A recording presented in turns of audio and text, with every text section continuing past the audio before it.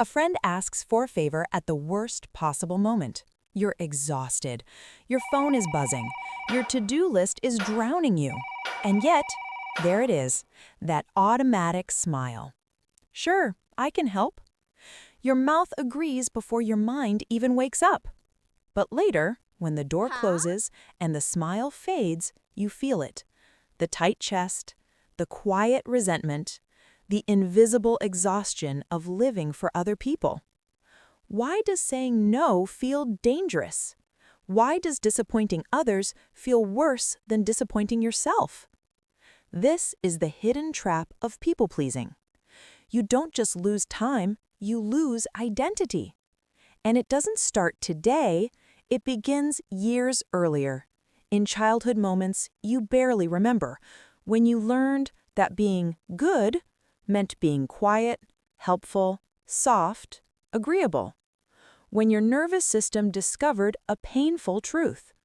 Love feels safest when you don't take up space.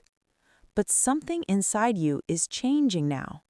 A tiny voice whispering, "I want my life back." This is the moment that voice finally gets louder. There's a moment every people pleaser knows too well. Your body says, "I'm tired." Your mind says, "I'm overwhelmed." But your guilt says, "Do it anyway." And so you pay. Not with money, but with time, sleep, energy, mental space, and self-worth. Every yes becomes a tiny loan taken out of your emotional bank account. The problem? People pleasers never check their balance.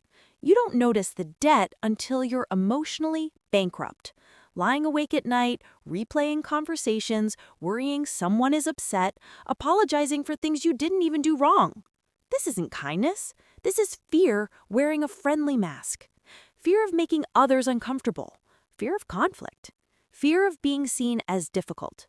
Fear of losing love. But here's the uncomfortable truth that starts freeing people. If your kindness requires you to suffer, it's not kindness. It's self-abandonment. And the interest rate on self-abandonment is brutal. Because the more you avoid disappointing others, the more you end up disappointing yourself. And that pain, it always collects.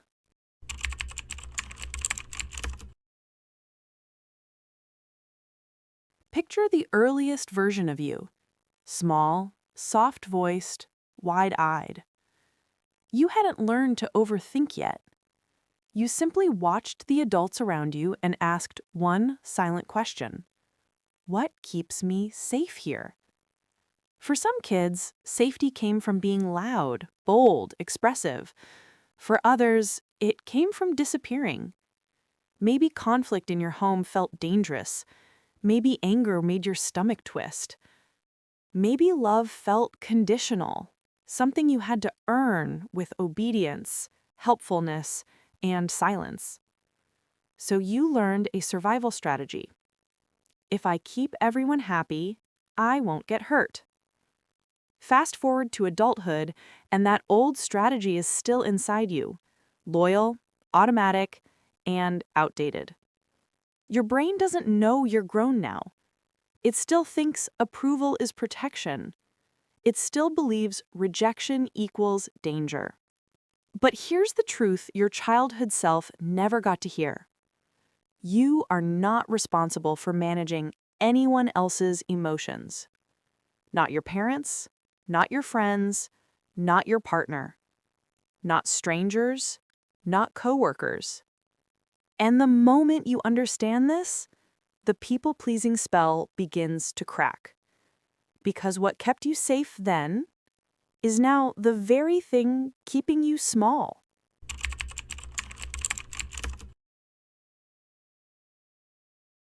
There's a strange fear people-pleasers carry, the idea that saying no is an attack, that it wounds people, that it makes you selfish, rude, or unlovable. But pause for a moment. Think of the last time someone told you no. Did your world collapse? Did you hate them forever? Did the universe crack? Probably not.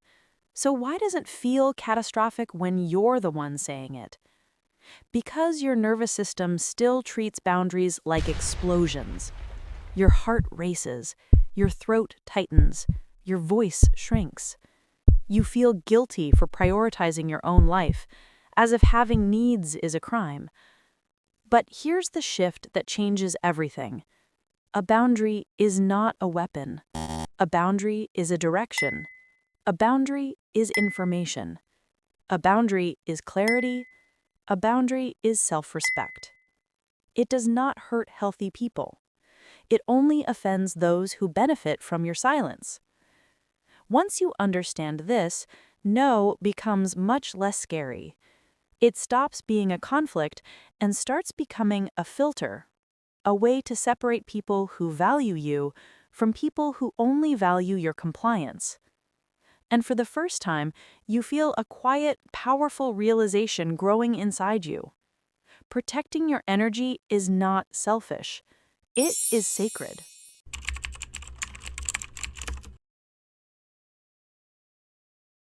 People think overcoming people-pleasing requires huge confrontations, dramatic speeches, perfect confidence, a sudden personality upgrade.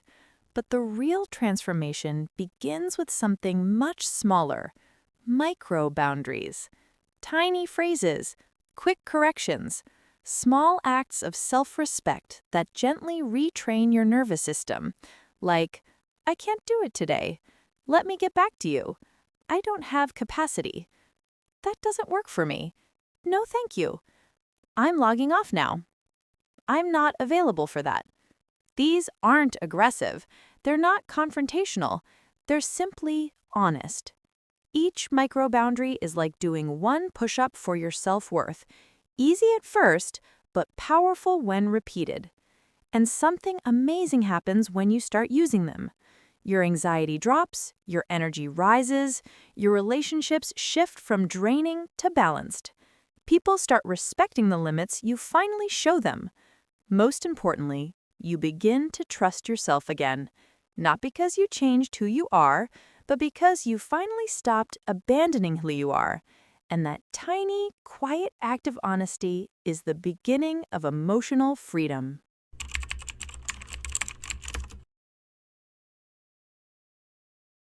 Most people pleasers don't struggle with the word no itself. They struggle with what might happen after the no. The sigh, the disappointed face, the awkward pause, the fear that someone will think you're selfish, cold, or difficult. But there's a simple blueprint that keeps your boundaries firm and your relationships intact. It has only 3 steps and it works like magic. Step 1. Start with clarity. No apologies, no long stories, no emotional essays, just a clean truth. I can't take that on. I'm not available. That doesn't work for me. Clarity feels scary, but it is the kindest form of communication you can give someone. Step 2. Offer your yes somewhere else, but only if you want to. People-pleasing makes you think you owe compensation. You don't. But if you genuinely want, you can add, "Try me next week. I can help for 10 minutes, not an hour. I can support you emotionally, but not with planning." This is not bending your boundary, it's shaping it. Step 3.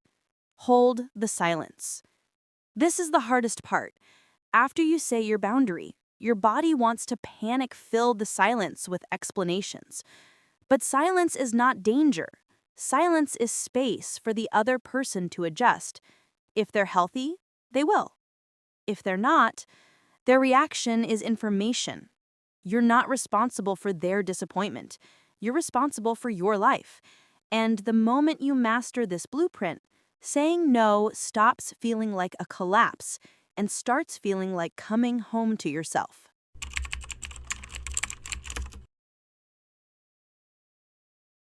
Here's something most people pleasers don't realize.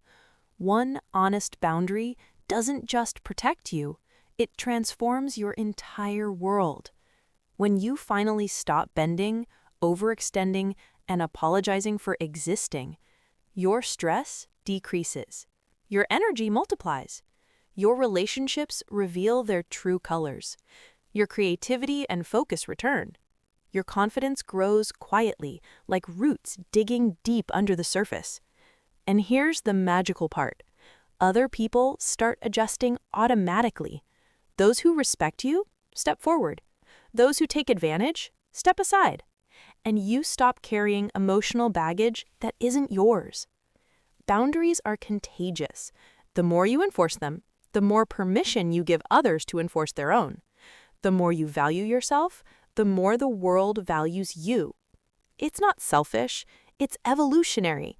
It's a ripple that starts inside you and spreads outward, quietly, powerfully, irreversibly. And suddenly, life isn't about keeping everyone happy anymore. It's about being fully, unapologetically you.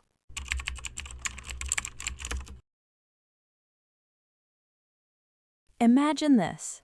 You wake up tomorrow, and the first thing you do is check in with your own needs before anyone else's. You pause. You breathe. You decide what you can handle. And nothing explodes. No one hates you. No one crumbles. In fact, people notice something different. You feel calmer.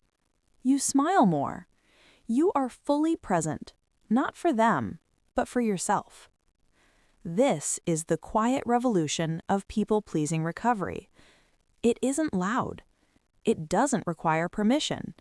It doesn't depend on approval. It starts with tiny decisions, choosing a micro-boundary, saying no once, feeling the discomfort and surviving it, repeating it, and slowly, almost magically, your life begins to bend toward freedom. Because the only thing people-pleasers ever needed was to realize they already deserve themselves. So today, when your automatic smile pops up, you remember, it's okay to pause. It's okay to protect your energy.